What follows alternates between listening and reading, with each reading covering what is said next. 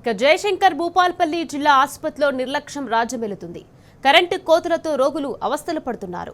100 పడకల ఆసుపత్రిలో ఎమర్జెన్సీ వార్డులో టార్చ్ లైట్ వెలుగులో వైద్యం చేస్తున్నారు డాక్టర్లు. కరెంటు కోతల కారణంగా ఎమర్జెన్సీ వార్డులో చిన్నారులు ఉక్కపోతతో తీవ్ర ఇబ్బందులు పడుతున్నారు. ఇక అత్యవసర విభాగంలో కూడా కనీసం పవర్ బ్యాకప్ లేకపోవడంతో రోగులకు తీవ్ర ఇబ్బంది నెలకొంది. ఇక పేరుకే జిల్లా ఆసుపత్రి అయినప్పటికీ కనీసం జనరేటర్ సౌకర్యం కూడా లేకపోవడంతో రోగుల బంధువులు ఆగ్రహం వ్యక్తం చేస్తున్నారు.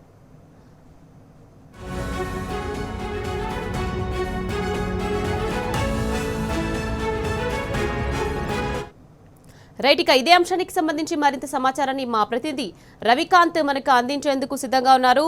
రవికాంత్, చెప్పండి. ఇక భూపాలపల్లి జిల్లా ఆసుపత్రిలో నిర్లక్ష్యంగా డాక్టర్లు పవర్ కట్ కారణంగా ఎమర్జెన్సీ వార్డులో టార్చ్ లైట్ తో చికిత్స చేస్తున్నారు. దీనికి సంబంధించి అప్డేట్స్ ఏంటి?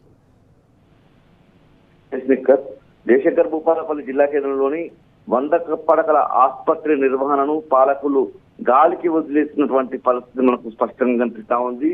ముఖ్యంగా మనం తెలంగాణ రాష్ట్రం ఏర్పడిన తర్వాత ప్రభుత్వ ఆసుపత్రులలో ఏదైతే పేషెంట్ల సంఖ్య పెరిగినటువంటి పరిస్థితి, ఎందుకంటే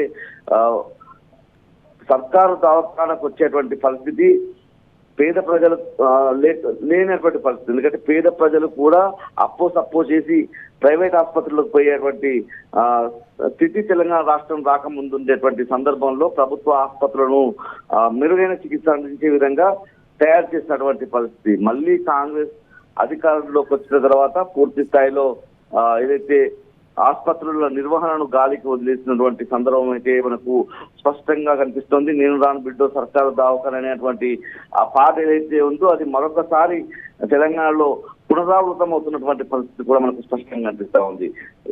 జయశంకర్ భూపాలపల్లి జిల్లా కేంద్రంలో ఉండేటువంటి 100 పడకల ఆసుపత్రుల్లో తీవ్రమైనటువంటి నిర్లక్ష్యం స్పష్టంగా మనకు కనిపిస్తా ఉంది.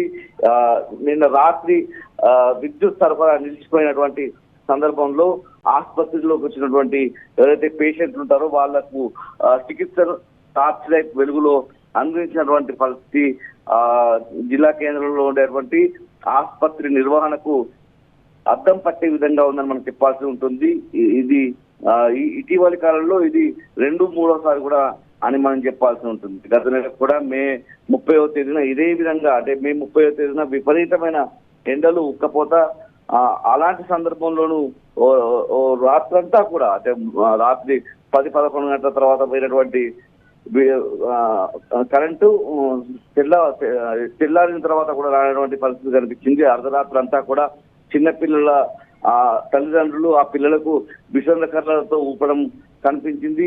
ఆ తర్వాత బాలింతలకు సంబంధించి ఆ ఆసుపత్రిలో బంధువులు వాళ్ళకు విషనగర్లతో ఊపడం లాంటిది కనిపించింది. పూర్తి స్థాయిలో ఆ ఘటన మరొక ముందు, అంటే మే 30వ తేదీన కరెంటు పోయినప్పుడు అక్కడ ఉన్నటువంటి పేషెంట్లు ఏ విధమైనటువంటి ఇబ్బందులు ఎదుర్కొన్నారో ఆ ఘటన మర్చిపోక ముందే మరొకసారి 20 రోజుల వ్యవధిలో నిన్న ఆ కరెంటు పోయినటువంటి సందర్భంలో మరొకసారి రోగులకు టార్చ్ లైట్ వెలుగులో ఏదైతే వైద్య సేవలు అందించినటువంటి పరిస్థితి మనకు స్పష్టంగా కనిపిస్తా ఉంది.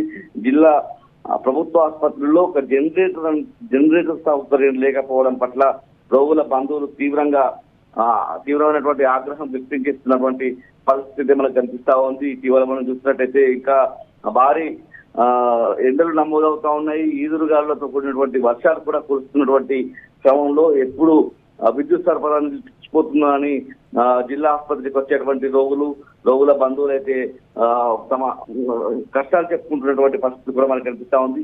ఇప్పటికిప్పుడు ఏదైతే వెంటనే ఈ విద్యుత్ సమస్యను పరిష్కరించాలన్నటువంటి డిమాండ్ కూడా ప్రధానంగా వ్యక్తమవుతున్నటువంటి తీరు మనకు కనిపిస్తా ఉంది. జిల్లా ఆసుపత్రుల్లో వెంటనే ఒక జనరేటర్ సౌకర్యం కల్పించాలన్నటువంటి డిమాండ్ కూడా వ్యక్తమవుతున్నాయి.